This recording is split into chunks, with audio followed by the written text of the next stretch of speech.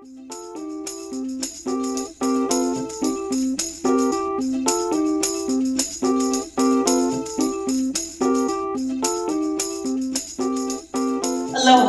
and welcome to our new video series here at TAG that explores the artistic process of theater.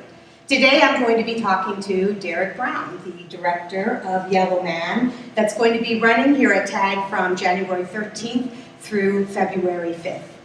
Aloha, Derrick. Aloha. Good to see you. Good to see you as well. Thank you so much for taking some time with us today. Not a problem. Can you tell me how you first got involved with TAG? I know it's a long story, and if I remember correctly, it's wonderful. Well, we'll cut it down. I was walking along the street one day, and this lady runs up to me and asked me, "Have I ever done any acting before?" Okay, so you got me already. So conversation went back and forth, and the lady happened to be Frankie Enos, and she's the one who told me about what was going on at TAG. And I came down to TAG, and the first play that I did was Two Trains Running. TAG was basically in its infancy stages. I think the theater in the old address had been open for about maybe 4 years prior to me coming. So, And which location was that? That was Kaka'ako, and I can't remember the name of the street, but it's right next to the food bank. Yeah. And that was the beginning. That was the early stages when the rats used to run across the rafters when shows came and we had buckets on the floor because the roof leaked like a sieve. So with all the problems that we have here, we're thankful. Right. Certainly, we've certainly come a long way, haven't we? Yes, we have. Well, it's been wonderful having you all these years, and I only got to know you the last few years, Right. but I'm already in love too, so we're glad that you're back and you're directing. Thank you. You've done a lot of directing, but you've also done a lot of performing at TAG and in other places. Which one do you prefer? Do you have a preference? Both. Yeah. I'll never get away from. I don't think any true actor, which is what I consider myself, I don't think you ever get away from performing. And for me, I prefer stage. You've done a lot of film, or? Well, just extra work, nothing big. But the theater to me is the challenge one that I like. You get a shot. You know, there's no redoing it. You get to do it. You get to become a character. That's the only difference. I mean, everything's taken care of for you on the TV set, but this is the truth for me. Right. You know, so that's just the way I see it. It's my personal view of theater. It's I love being able to become a character, immersing myself in that character, background on that character, because I believe that all the work that you do in becoming a character, if you do it correctly, it transfers to the people who are watching. And how do you take those talents and then interpret it to what you do with directing? Well, I'm a person who has a vision. If I read something, especially a work that, for instance, I've done a lot of August Wilson work. August Wilson is someone who writes, I feel almost as if he writes for me. I'm sure a lot of people feel that way because this is a snippet out of most of what he writes, or actually all of what he writes is a snippet not only of Americana, but of our culture. Mm-hmm. So it's not, I don't have to, all the people in every character, just about pretty much except for the older stuff, are people that are part of my diaspora / family, neighborhood, whatever you want to put it. So for me I know all these people. Before I even read about them, I know all of them because they're in my family, they're part of the diaspora, they're part of my community. So having said that, what I've done up to this point almost is not a challenge because it comes naturally to me. It's very easy. All of these people I know, you know. So I don't even really look at it as acting. I do, but these people are people in my family. I grew up with them. I've seen them all my life, so it's not a stretch for me to. I've always been able to imitate people or imitate them. So it's just not a stretch for me. Go into their skin. Right.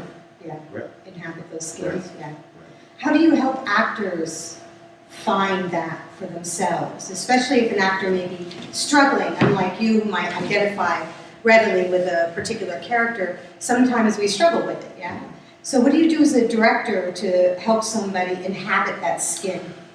Well, it's a lot of, I think that for me, the way that I probably do it or try to bring that character out of a person is just through talking and trying to come up with some commonality, some story, relate to something in your life, tell them a story about something that I relate to in my life.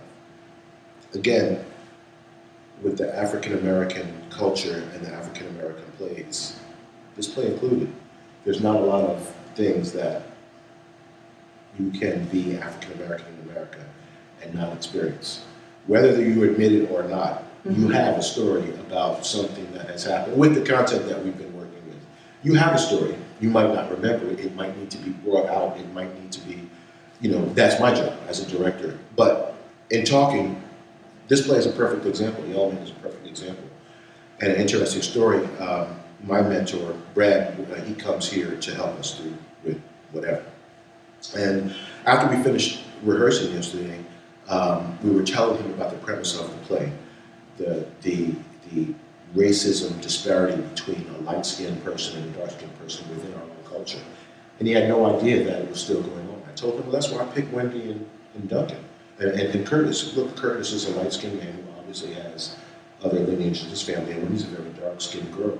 Mm-hmm. So without even knowing, he's reading the story, he watches the play and sees what they go through. And he said, oh, I had no idea I told him that I picked them because they have a background for this, they have a reference for it. And he had, the story is that he had no idea that they had a reference for it. He turned to them and said, is that right? And they're like, yeah. No, it's still something that's relevant, prevalent today.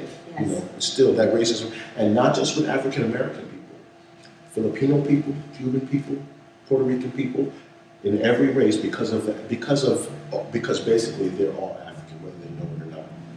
At some point, the African culture has touched them. So there's the very light and almost people who are your complexion, and there is racism within that because of what America portrays.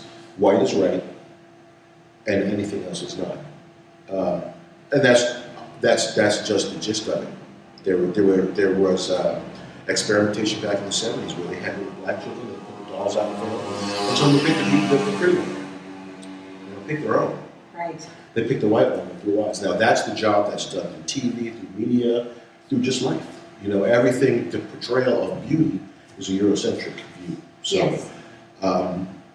My preference, as far as beauty is not a Eurocentric one, the people that I find attractive, the majority would call fat or whatever, because that's what I'm used to.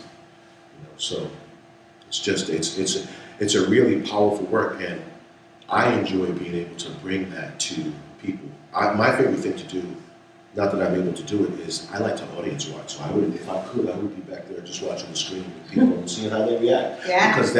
Because my work is that's what it's for them, and I want to try really hard to touch them in some. Whoever you are, there's something that you can relate to, and I like to see exactly what it is with different people. For instance, because this play is about a dark skin, light skin, the dark skinned girl really ends up not liking light skinned people, and the light skinned people end up not liking the dark skinned people. Now, there's multiple reasons for this. I tell people, I was explaining to Brad the other day, there's field nigger, house nigger type thing.